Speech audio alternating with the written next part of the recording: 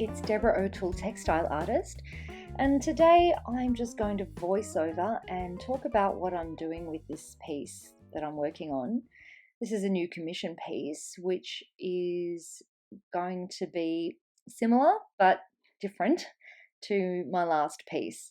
I did put a video up last week on my last piece, so if you wanted to have a bit of a look at that, you can go back to my channel and check it out. But for this piece, I'm using very similar motifs, these circular things, very similar fabric, but this piece is going to be framed, whereas the last piece was a wall hanging. So with the wall hanging, I was able to stitch the pieces together vertically and sort of have them hanging. But with this one, it's going to be on a frame or in a frame behind glass. And I'm not stitching these pieces down to anything. They're going to be floating within the frame. So what I have now is the problem of the construction at the same time as designing the piece. Because to get the pieces to be very stable and stick together in the area that I want them to be, they have to be in a certain order, but I don't want them to be just on top of each other because I like the space, the area in between. And as you can see, I'm having a little bit of a think about what goes where and how I'm going to space them out, but then connect them at the same time. So you will see on this video that I do go back and forth. See what I'm doing here is I'm putting bigger pieces overlapping so that that's a way to connect them, and I still have some space in between. This whole process took me about an hour or more, and that's why I've got it in fast motion here, because I'm sure you don't want to be sitting here watching me move little pieces of fabric around for an hour. This is where I've just decided to push them all together and see what it looks like, but yeah, didn't like that. Here I am just throwing them around because sometimes that just sort of gives you ideas. I really like the random look. I like it to look like it's thrown there, so it has a sort of a very free energy. But sometimes you throw them around and it doesn't really come out looking the way you want it to, or it comes out in such a way that you're just never going to be able to construct the piece safely. These pieces of fabric are very fragile, and the piece itself is going to be quite delicate. So it's delicate and I want it to look delicate, but it does need to have some integrity of construction. Now what I've done here is similar to what I did with the wall hanging that I did. So I had them all sort of lined up in lines, and then I machine stitched just the vertical lines through them. Then what I did was hand stitch the horizontals together. But I don't really want this to be exactly the same.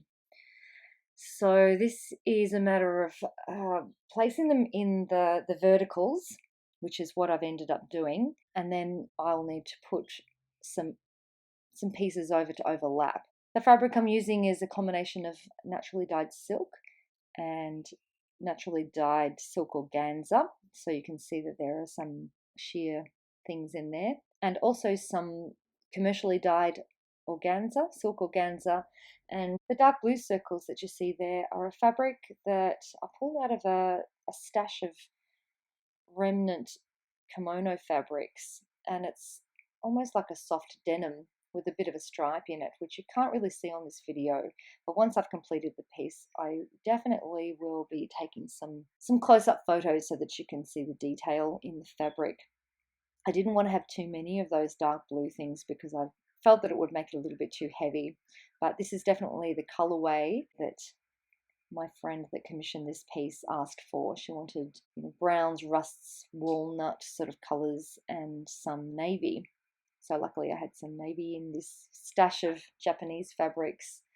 It's really a beautiful color. I like shears because they do lighten things up and they create different shapes when they're laid on top of other shapes and areas. While I was doing this work, I was listening to an audiobook of The Alchemist, which was recommended to me, and yes, I found it very interesting, kind of intense. I don't normally listen or read fiction. I read a lot of how-tos and self-improvement type books. So listening to a little bit of fiction was nice. I think that The Alchemist does have a spiritual message as well, so I did enjoy that. I think it's one of those books that you do need to listen to or read several times to really get the most out of it. I've actually listened to quite a few audio books and podcasts this year. Thank God for Audible. I'm not a very fast reader, and I find that when I get time to read at night, my eyes are just too tired. So while I'm sitting here stitching or moving little circles of fabric around, I find it's a really good time to get some books in, get some information, and yeah, I find it really relaxing. This kind of activity is it uses my brain in a bit of a different way. It's kind of like doing a jigsaw puzzle, but you're actually using your brain in a creative, problem-solving kind of way. And I find that if I don't do this often enough or regularly enough, then yeah, my brain starts to get a bit itchy for it. So I think it's important to find that time to be creative. It's a bit like exercising your body. Your body needs to be exercised, and I don't know about you guys, but my brain needs to be exercised in this creative way. So doing a little bit of this every day is a good thing, even though it probably to you guys looks really quite frustrating. And I do admit that some days are easier than others. You can see that I've just decided to go back to placing the circles in lines that I can then stitch together, knowing that I can add some connecting pieces later on to keep it stable. You can see that I've left a few spaces in between the lines, and I had decided that I didn't just want them to be a whole block of circles. I wanted there to be some spaces. So you can see that I've kind of got onto an idea and I'm going with it. I do like everything to sort of have a bit of a random look about it, and random is easier said than done, because sometimes random, as I said before, sometimes random doesn't necessarily come out as you would like it to, but so it does take a little bit of thought to move things around and play with it so that it looks random and it looks free and it looks interesting, but you don't have bits that jar the eye. Here I am measuring it up a bit because I need to ensure that I've got the right size and I'm not creating something that I'm then going to need to add to. So I'll leave it there. In my next video, I go on to stitching it together and then on to the beading. So be sure to subscribe to make sure you don't miss out on that one. And I'd love you to like and share this video with all your friends as well. So until next time, bye for now.